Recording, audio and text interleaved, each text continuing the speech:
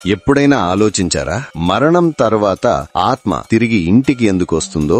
గరుడ పురాణం ప్రకారం మరణం తర్వాత యమదూతలు ఆత్మకు వారు చేసిన పాపపుణ్యాలను చూపిస్తారు. తరువాత 24 గంటల పాటు ఆత్మను తిరిగి తన ఇంటికి పంపిస్తారు. ఆ సమయంలో ఆత్మ తన శరీరంలోకి తిరిగి రావడానికి ప్రయత్నిస్తుంది. కుటుంబ సభ్యులతో మాట్లాడాలనుకుంటుంది. కానీ యమదూతలు అలా జరగనివ్వరు. తరువాత 13 రోజుల పాటు వివిధ కర్మకాండలు జరుగుతాయి. మొదటి 10 రోజుల్లో ఆత్మకు కొత్త శరీరం రూపుదాలుస్తుంది. 11వ రోజు నుంచి 12వ రోజు వరకు పిండదానం ద్వారా ఆ శరీరానికి మాంసం, చర్మం ఏర్పడుతుంది. 13వ రోజు ఆత్మ యమలోకానికి ఏడాది పాటు సాగే యాత్రను ప్రారంభిస్తుంది. ఈ పిండదానం ఆత్మకు 1 సంవత్సరం పాటు ఆహారానికి సమానంగా భావించబడుతుంది. కానీ పిండదానం జరగకపోతే ఆత్మకు శాంతి లభించదు. అప్పుడు యమదూతలు బలవంతంగా ఆత్మను తీసుకుపోతారు. ఇది ఒక ఆధ్యాత్మిక సత్యమా లేక మన పూర్వీకుల నమ్మకాల వ్యవస్థమా? మీ అభిప్రాయమేమిటి?